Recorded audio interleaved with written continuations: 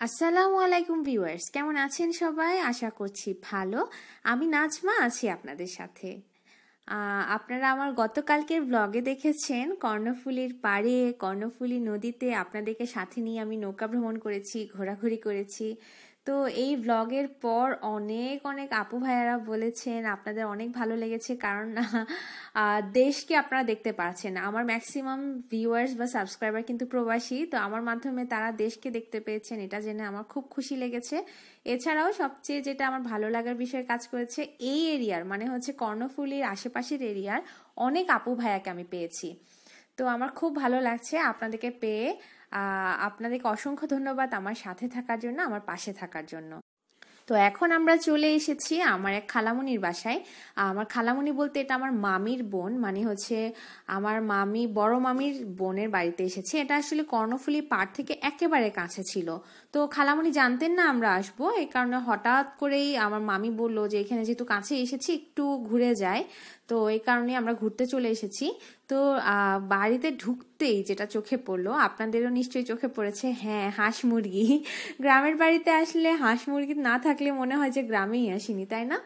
আচ্ছা, সবচেয়ে যে জিনিসটা আমার সবচেয়ে মজা লেগেছে, এটা আপনাদের জন্য একটু ফুটেজ নিয়ে রাখলাম। এটা হচ্ছে ডাক ডান্স বা হাঁস নৃত্য, যে যা বলবেন বলুন। তো এই হাঁস নৃত্যটা আমার খুবই ভালো লেগেছিল। বাচ্চারা তো হাইপার এক্সাইটেড, ওরা খুবই পছন্দ করেছে। তো এটা দেখতে দেখতে ওদের মোটামুটি খুব এক্সাইটেড, ওরা চাইছিল হাঁসগুলোকে ধরবে, মুরগিগুলোকে ধরবে, আবার ভয়ও পাচ্ছিল। ওয়াসনা কিন্তু এসবে নেই, সে তো সোজা বাসায় ঢুকে গেছে। সে হচ্ছে ও খুবই ভয় পাচ্ছিল, ও বলছে না আমি যাব না, আবার কান্নাকাটি করছিল এক কথায়। তো অন্য সব বাচ্চা, তাহসিন, তাহমিদ, নিহা, সোহা সবাই মিলে এদের মানে হাঁসগুলোকে নিয়ে খেলছিল, দেখে খুব ভালো লাগলো। তো এরপর হাঁস মুরগিগুলো যেদিকে চলে যাচ্ছে, বাচ্চাগুলো দেখি পিছে পিছে তাদের পিছে চলে যাচ্ছে, কিন্তু ওই সাইডে হচ্ছে ওদের সম্ভবত কনস্ট্রাকশন ওয়ার্ক চলছিল। তো এই কারণে আমি আবার বলে দিলাম যে ওদিকে যাওয়ার দরকার নেই, মা চলে এসো। তো আন্টি আশেপাশে মানে ওনার বাড়ির আশেপাশে বেশ কিছু গাছ রোপণ করেছে, আপনারা দেখতে পাচ্ছেন, বড় হয়ে গেছে গাছগুলো। আম গাছ আছে, কাঁঠাল গাছ আছে, নারকেল গাছ আছে, খুবই সুন্দর। এক কথায় গ্রামীণ বাড়ি, মানে গ্রামে বাড়ি থাকবে গাছপালা থাকবে না তা তো হয় না। তো একদম গ্রামীণ পরিবেশ, খুবই ভালো লাগছিল দেখতে। তো আমরা খুবই অল্প সময়ের জন্য এসেছি, খালামুনি খুবই ব্যতিব্যস্ত হয়ে গেছেন। কি করা যায়, এতদিন পর এসেছি। আমার আসলে কখনো ওভাবে আসা হয়নি, কিন্তু আমার মামাতো বোনরাও তো সাধারণত আসে না। আপনারা জানেন আমার বড় বোন ঢাকায় থাকে, আর বড় বোনকে ছাড়া সাধারণত ছোট আপু আর এদিকে আসে না। তো যাই হোক, অনেকদিন পরেই সবার আসা হয়েছে। তো ওরা নাকি গতকাল বারবিকিউ পার্টি করেছে, আপনারা দেখতে পাচ্ছেন বারবিকিউ পার্টির সরঞ্জাম এখানে রাখা আছে, এবং সবাই এটা নিয়ে বলা বলি করছে, কেন আমাদেরকে বলেনি, মানে বাচ্চাগুলো আর কি, বাচ্চাগুলোর কথা হচ্ছে আমাদেরকে কেন বলা হয়নি, আমরা বারবিকিউ পার্টি করব। আচ্ছা, সবচেয়ে মজার দৃশ্যটা একটু দেখাই এখন আপনাদেরকে। সব হাঁসের সাথে সাথে সব বাচ্চারাও কিন্তু নাচানাচি করছিল, এবং এই দৃশ্যটা দেখার মতো ছিল। আমার মনে হচ্ছিল যে আমরাই মনে হয় নাচানাচি করছি। আপনারা সোহাকে দেখতে পাচ্ছেন, নিহাকে দেখতে পাচ্ছেন, তাহসিন, তাহমিদ সবাই নাচানাচি করছে, কিন্তু ওয়াসনা এর মধ্যে নেই। এটা নিয়ে আমার একটু মন খারাপ হচ্ছিল, কেন আসছো না মা, কিচ্ছু হবে না, হাঁস তো কিছু করবে না, এত কিছু বলছিলাম, তাও এর কোনো কি বলবো না, কোনো ধরনের কোনো মানে ইয়েই নেই, ইচ্ছাই নেই। তো যাই হোক, এই ফাঁকে বাচ্চাদের সাথে সাথে আপনারা দেখতে থাকুন। এর সাথে একটু বলে রাখি, যদি আমার চ্যানেল এবং আমার ভিডিও আপনাদের ভালো লেগে থাকে তাহলে প্লিজ সাবস্ক্রাইব করবেন, সাবস্ক্রিপশনের পর নোটিফিকেশনের জন্য বেল আইকনটি বাজিয়ে দিবেন। এতে করে আমার ভিডিও সবার আগে পৌঁছে যাবে আপনার কাছে। আপনারা আমার সাথে চাইলে ফেসবুকে কানেক্টেড থাকতে পারেন, বাংলাদেশি ব্লগার মম অথবা ব্লগার নাজমা এই আইডিতে। ওয়াসনা ইউসরাকে বেশি বেশি দেখতে চাইলে সাবস্ক্রাইব করুন Wasna and Yusra the sisters এই চ্যানেলটিতে। তো আমরা এখন চলে এসেছি বাড়ির একটু বাইরে, একটু জাস্ট গ্রামীণ রাস্তা ধরে হাঁটতে মন চাইছিল, এই কারণে চলে এসেছি। তো সামনে যেটা চোখে পড়লো এটা হচ্ছে একটা পুকুর। পুকুরটা দেখতে তো মাশাল্লাহ খুবই সুন্দর এবং দেখে বোঝা যাচ্ছিল অনেক মাছ আছে। এটা অ্যাকচুয়ালি একটা মসজিদের পুকুর, আপনারা দূরে একটু দেখতে পাচ্ছেন মসজিদ। তো আমরা ওই সাইড ধরে আর যাইনি, আমরা জাস্ট আশেপাশে একটু দেখলাম। নারকেল গাছগুলো দেখতে ভালো লাগছিল আমার। আসলে আমি জানি না কেন আমার নারকেল গাছ দেখতে অনেক সুন্দর লাগে, আমি জানি না কেন সুন্দর লাগে। তো যাই হোক, পুরো জায়গাটা জুড়ে এত গাছপালা, দেখলে মনটা ভরে যায়, এরকম একটা কন্ডিশন। তো ওয়াসনাকে নিয়ে বিশেষ করে আমি এখানে আসতে পেরে আমি খুবই খুশি, কারণ যদিও আমরা কুমিল্লাতে যে জায়গাটা থাকি ওখানে অনেক গাছপালা আছে, তবু এখানে তো অন্য বাচ্চাদের সাথে সে আছে, এই কারণে সে তার মধ্যে একটা গুড ফিলিং কাজ করছে। হয়তো আমরা যখন কুমিল্লায় তাকে নিয়ে ঘুরতে বের হই এরকম ফিলিং হয়তো তার কাজ করে না। এবং আমরা এক্স্যাক্টলি যে জায়গায় থাকি, হ্যাঁ একটু দূরে গেলে আমরা একটু গাছপালা পাবো, কিন্তু ওই জায়গায় এক্স্যাক্টলি তেমন কোনো গাছপালা নেই বা এরকম গ্রামীণ পরিবেশ, পুকুর, এই জাতীয় জিনিসগুলো নেই। তো এই কারণে ওয়াসনাকে এসব দেখাতে পেরে, এইসব স্মৃতি, এটা ওর জন্য একটা স্মৃতি হয়ে থাকবে, এটা চিন্তা করে আমার খুব ভালো লাগছে। তো আমার অ্যাকচুয়ালি নানুবাড়ির সফরটা খুবই আনন্দদায়ক ছিল। আপনারা দেখেছেন আমি কিন্তু নানুবাড়ি থেকে চলে এসেছি। নানুবাড়ি থেকে এখন আমরা কর্ণফুলী পাড়ে গিয়েছিলাম, ওখান থেকে এখন এই খালামণির বাসায় এসেছি। এখান থেকে আমরা আরেকটা জায়গায় যাব, দেখার জন্য সাথেই থাকতে হবে। তো আপনারা দেখতে পাচ্ছেন খালামণি অল্প সময়ের মধ্যে পিঠা রেডি করেছে। এই পিঠাটার নাম আমরা চট্টগ্রামের ভাষায় বলেন বা আমরা যেটা বলে থাকি ওটা হচ্ছে পাইচ পিঠা। এটা চালের গুঁড়ি দিয়ে করা হয় এবং অসাধারণ স্বাদের একটা পিঠা।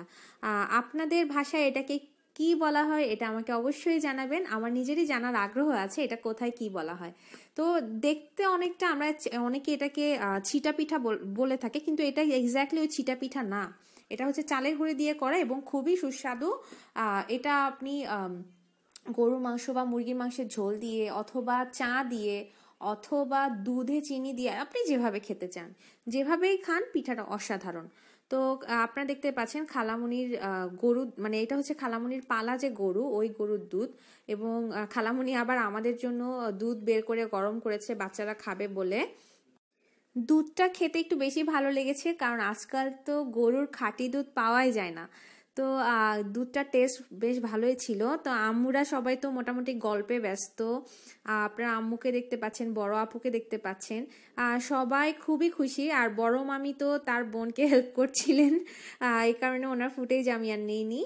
তো সবাই যার যার মতো ব্যস্ত। খালামণি অল্প সময়ে যা পেরেছেন, মানে এইখানে আপনি নাস্তা পানি দেখলে হবে না, এখানে ভালোবাসা দেখতে হবে। উনি অল্প সময়ে, ওনার কিন্তু কোনো হেল্পিং হ্যান্ড নাই, কিছু নেই। খালু বিদেশে থাকেন, মানে প্রবাসে থাকেন। তো এই অল্প সময় উনি যা রেডি করতে পেরেছেন আলহামদুলিল্লাহ, প্রত্যেকটা জিনিস খুব ভালো লেগেছে খেতে। আচ্ছা, খালামণি কিন্তু আবার আমাদেরকে 2 বোতল দুধ, একটা আমার জন্য একটা বড় আপুর জন্য আলাদা করে দিয়ে দিয়েছেন। আমি কুমিল্লা নিয়ে যাব, বড় আপু ঢাকায় নিয়ে যাবে। তো ওয়াসনাকে দেখতে পাচ্ছেন, সে তো হ্যাপি, সে কিন্তু গরুর দুধ খুব পছন্দ করে আলহামদুলিল্লাহ। তো এই কারণে সে একটু বেশি খুশি আর কি। তো সে বলছে আমি এটা কুমিল্লা নিয়ে যাব। তো যাই হোক, আমরা এখান থেকে বের হয়ে গেছি। এখন আমরা যাচ্ছি আরেকটা খালামণির বাসায়।